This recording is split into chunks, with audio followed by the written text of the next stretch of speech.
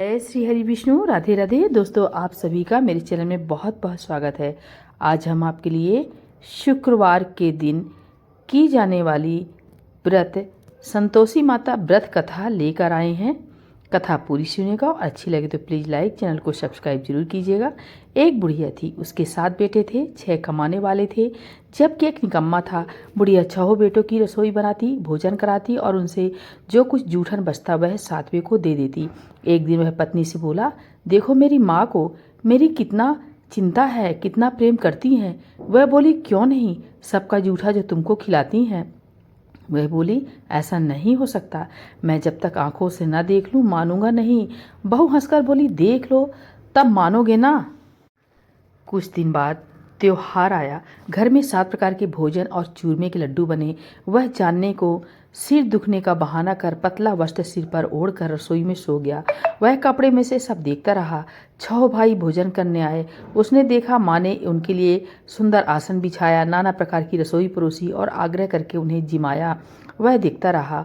6 भोजन करके उठे तब माँ ने उनकी झूठी थालियों में से लड्डुओं के टुकड़े उठाकर एक लड्डू बनाया। जूठन साफ कर बुढ़िया माँ ने उसे पुकारा, बेटा 6 भाई भोजन कर गए, अब तू ही बाकी है, उठ तू भी खा ले। वह कहने लगा, माँ मुझे भोजन नहीं करना, मैं अब परदेश जा रहा हूँ। माँ ने कहा, कल जाना है तो आज चला जा। वह बोला, हाँ आज ही जा रहा हूँ। यह कहकर वह घर से निकल गया। चलते समय पत्नी की याद आ गई। वह गौशाला में कंडे उपले थाप रही थी। वहां जाकर बोला, हम जाबे परदेश आवेंगे कुछ काल, तुम रहियो संतोष से धर्म अपनो पाल। पत्नी बोली, जाओ पिया आनंद से हमारो सोच हटाए, राम भरोसे हम रहे ईश्वर तुम्हें सहाय। 2 निशानी आपन देख धरू में धीर, शुद्धिमती हमारी बिसारियो रखियो मन गंभीर। वह बोला, मेरे पास कुछ भी नहीं है, यह अंगूठी है, सो ले लो और अपनी कुछ निशानी मुझे दो। वह बोली, मेरे पास क्या है, यह गोबर भरा हाथ है। यह कहकर उसकी पीठ पर गोबर के हाथ की थाप मार दी। वह चलते चलते दूर देश पहुंच गया। वहां एक साहूकार की दुकान थी। वहां जाकर कहने लगा, भाई मुझे नौकरी पर रख लो। साहूकार को जरूरत थी। वह बोला, रह जा। लड़के ने पूछा, तनख्वाह क्या दोगे? साहूकार ने कहा, काम देखकर दाम मिलेंगे। साहूकार की नौकरी मिली। वह सुबह 7 बजे से 10 बजे तक नौकरी बजाने लगा।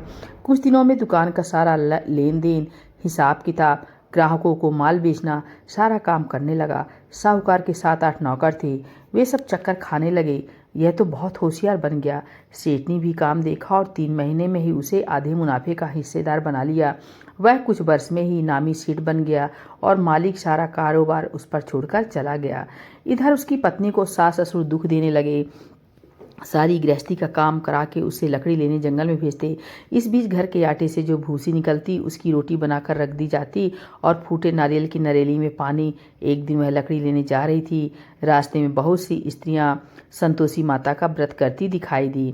वह वहां खड़ी होकर कथा सुनने लगी और पूछा, बहनों तुम किस देवता का व्रत करती हो और उसके करने से क्या फल मिलता है? यदि तुम इस व्रत का विधान मुझे समझाकर कहोगे तो मैं तुम्हारा बड़ा एहसान मानूंगी। तब उनमें से एक स्त्री बोली, सुनो, यह संतोषी माता का व्रत है। इसके करने से निर्धनता दरिद्रता का नाश होता है और जो कुछ मन में कामना हो सब संतोषी माता की कृपा से पूरी होता है। तब उसने उससे व्रत की विधि पूछी।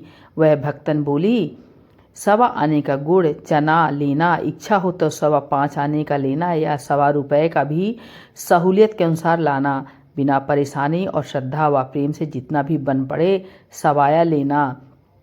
प्रत्येक शुक्रवार को निराहार रहकर कथा सुनना। इसके बीच क्रम टूटे नहीं, लगातार नियम पालन करना। सुनने वाला कोई ना मिले तो घी का दीपक जलाकर उसके आगे या जल के पात्र को सामने रखकर कथा कहना।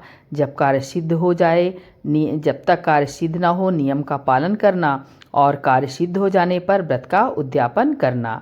किसी के ग्रह खोटे भी हो तो भी माता वर्ष भर में कार्य सिद्ध करती हैं और 3 मास में माता फल को पूरा करती हैं। फल सिद्ध होने पर उद्यापन करना चाहिए, बीच में नहीं। उद्यापन में 2.5 सेर आटे का खाजा तथा इसी परिणाम से खीर तथा चने का साग बनाना। 8 लड़कों को भोजन कराना। जहाँ तक मिले देवर जेठ भाई बंधु के हों, अगर ना मिले तो रिश्तेदारों और पास पड़ोसियों को बुलाना, उन्हें भोजन करा यथाशक्ति दक्षिणा देना, माता का नियम पूरा करना। उस दिन घर में खटाई न खाना, यह सुन बुढ़िया के लड़के की बहू चल दी। रास्ते में लकड़ी के बोझ को बेच दिया और उस पैसों से गुड़ चना ले माता के व्रत की तैयारी करने चली। और उसने सामने मंदिर देखकर पूछने लगी, यह मंदिर किसका है? सब कहने लगे संतोषी माता का मंदिर है। यह सुनकर माता के मंदिर में जाकर चरणों में लौटने लगी, दीन हो विनती करने लगी, माँ मैं निपटक ज्ञानी हूँ, व्रत के कुछ भी नियम नहीं जानती, मैं दुखी हूँ, हे माता जगत जननी मेरा दुख दूर कर, मैं तेरी शरण में हूँ। माता को दया आई। एक शुक्रवार बीता कि दूसरे को उसका पति का पत्र आया और तीसरे शुक्रवार को उसका भेजा हुआ पैसा पहुंचा। यह देख जेठ जिठानी मुंह सिकोड़ने लगे, लड़के ताने देने लगे। काकी के पास पत्र आने लगा, रुपया आने लगा, अब तो काकी की खातिर बढ़ेगी। बेचारी सरलतस कहती, भैया कागज आवे रुपया आवे, हम सबके लिए अच्छा है। ऐसा कहकर आंखों में आंसू भरकर संतोषी माता के मंदिर में मातेश्वरी के चरणों में गिरकर रोने लगी। मुझे पैसे से क्या काम है माँ, मैंने तुमसे पैसा कम मांगा है, मुझे तो अपने सुहाग से काम है, मैं तो अपने स्वामी के दर्शन मांगती हूँ। तब माता ने प्रसन्न होकर कहा, जा बेटी तेरा सुहाग अवश्य आएगा। यह सुनकर खुशी से बावली होकर घर में जा काम करने लगी। अब संतोषी माँ ने विचार करने लगी, इस भोली पुत्री को मैंने कह तो दिया है कि तेरा पति आएगा, लेकिन कैसे? इसे तो स्वप्न में मैं भी याद नहीं करता, उसे याद दिलाने को मुझे ही जाना पड़ेगा। इस तरह माताजी उस बुढ़िया के बेटे के पास जा स्वप्न में प्रकट हो कहने लगी, साहूकार के बेटे सो रहा है या जागता है? वह कहने लगा, माता सोता भी नहीं जागता भी नहीं, कहो क्या आज्ञा है? माँ कहने लगी, तेरे घर बार कुछ है कि नहीं? वह बोला, मेरे पास सब कुछ है, माँ बाप है, बहू है, क्या कमी है? माँ बोली, भोले पुत्र तेरी बहू घोर कष्ट उठा रही है, तेरे माँ बाप उसे परेशानी दे रहे हैं, वह तेरे लिए तरस रही है, तू उसकी सुध ले। वह बोला, हाँ माता जी यह तो मालूम है, परंतु जाऊं तो कैसे? परदेश की बात है, लेन देन का कोई हिसाब नहीं, कोई जानने का रास्ता नहीं आता, कैसे चला जाऊं? माँ कहने लगी, मेरी बात मान, सवेरे नहा धोकर संतोषी माता का नाम ले, घी का दीपक जला, दंडवत कर दुकान पर जा बैठा, देखते देखते सारा लेन देन चुक जाएगा, जमा का माल बिक जाएगा, सांझ होते होते धन का भारी ढेर लग जाएगा। अब बूढ़े की बात मानकर वह नहा धोकर संतोषी माता को दंडवत, घी का दीपक जला, दुकान पर जा बैठा। थोड़ी देर में देने वाले रुपए लाने लगे, लेने वाले हिसाब लेने लगे, कोठे में भरे सामान के खरीदार नगद दाम दे सौदा करने लगे। शाम तक धन का भारी ढेर लग गया। मन में माता का नाम ले, चमत्कार देख प्रसन्न हो, घर ले जाने के वास्ते गहना कपड़ा सामान खरीदने लगा। यहाँ काम से निपट तुरंत घर को रवाना हुआ। उधर उसकी पत्नी जंगल में लकड़ी लेने जाती है। लौटते वक्त माता जी के मंदिर में विश्राम करती, वह तो उसके प्रतिदिन रुकने का जो स्थान ठहरा। धूल उड़ती देखकर वह माता से पूछती है, हे माता यह धूल कैसे उड़ रही है? माता कहती है, हे पुत्री तेरा पति आ रहा है, अब तू ऐसा कर, लकड़ियों के 3 बोझ बना ले, एक नदी के किनारे रख और दूसरा मेरे मंदिर पर व तीसरा अपने सिर पर। तेरे पति को लकड़ियों का गट्ठर देख मोह पैदा होगा, वह यहाँ रुकेगा, नाश्ता पानी खाकर माँ से मिलने जाएगा। अब तू लकड़ियों का बोझ उठाकर जाना और चौक में गट्ठर डालकर जोर से आवाज लगाना, लो सासू जी लकड़ियों का गट्ठर लो, भूसी की रोटी दो, नारियल के खेपड़े में पानी दो, आज मेहमान कौन आया है? माता जी से बहुत अच्छा कहकर वह प्रसन्न मन से लकड़ियों के 3 गट्ठर बनाई, एक नदी के किनारे पर और एक माता जी के मंदिर पर रखा।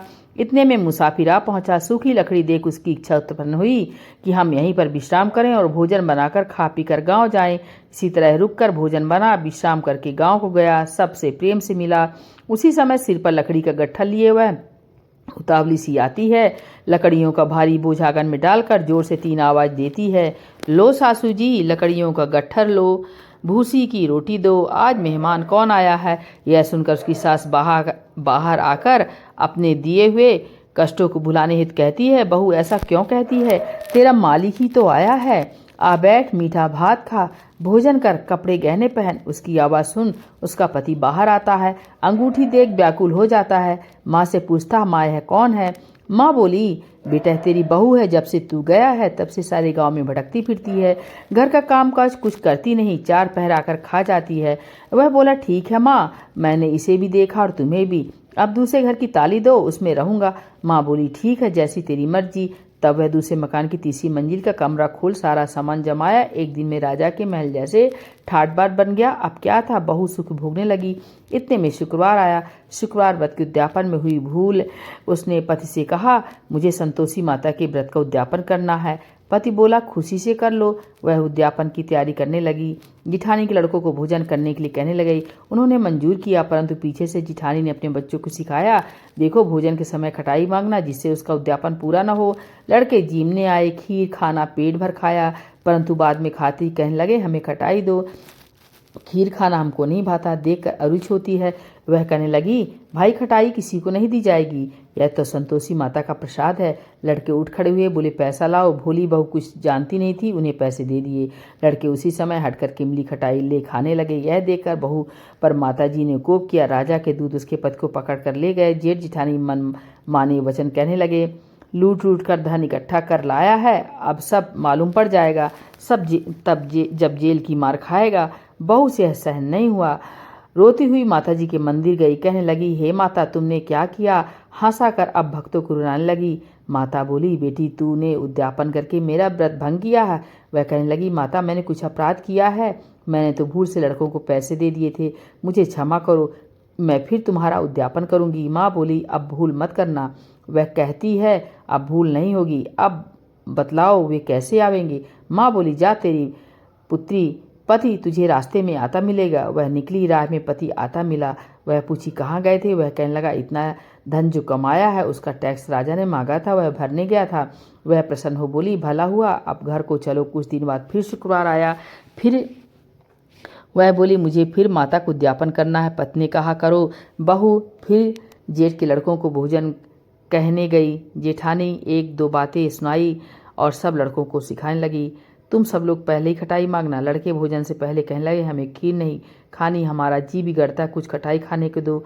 वह बोली, खटाई किसी को नहीं मिलेगी, आना हो तो आओ। वह ब्राह्मण के लड़के लाकर भोजन कराने लगी। यथाशक्ति दक्षिणा की जगह एक एक फल उन्हें दिया। संतोषी माता प्रसन्न हुई। माता की कृपा होते ही 9वें मास में उसके पुत्र चंद्रमा के समान सुंदर पुत्र प्राप्त हुआ। पुत्र को पाकर प्रतिदिन माता जी के मंदिर को जाने लगी। माँ ने सोचा, यह रोज आती है, आज क्यों न इसके घर चलूं। यह विचार कर माता ने भयानक रूप बनाया। गुड़ चने से सना मुख, ऊपर से सूंड के समान ओंठ, उस पर मक्खियां भिन भिन कर रही थी। देहरी पर पैर रखते उसकी सास चिल्लाई, देखो रे, कोई चुड़ैल डाकिन चली आ रही है, लड़के इसे भगाओ नहीं तो किसी को खा जाएगी। लड़के भगाने लगे, चिल्लाकर खिड़की बंद करने लगे। बहू रोशनदान से सब देख रही थी। प्रसन्नता से पगली बन चिल्लाने लगी, आज मेरी माता जी मेरे घर आई हैं। वह बच्चे को दूध पीने से हटाती है। इतने में सास का क्रोध फट पड़ा। वह बोली, क्या उतावली हुई है, बच्चे को पटक दिया। इतने में माँ के प्रताप से लड़के ही लड़के नजर आने लगे। वह बोली, माँ मैं जिसका व्रत करती हूँ यह संतोषी माता है। सबने माता जी के चरण पकड़ लिए और विनती कर कहने लगे, हे माता, हम मूर्ख हैं, अज्ञानी हैं, तुम्हारे व्रत की विधि हम नहीं जानते। व्रत भंग कर हमने बड़ा अपराध किया है। जग माता, आप हमारा अपराध क्षमा करो। इस प्रकार माता प्रसन्न हुई। बहू को प्रसन्न हो जैसा फल दिया वैसा माता सबको दे, जो पढ़े उसका मनोरथ पूर्ण करें। बोले संतोषी माता की जय।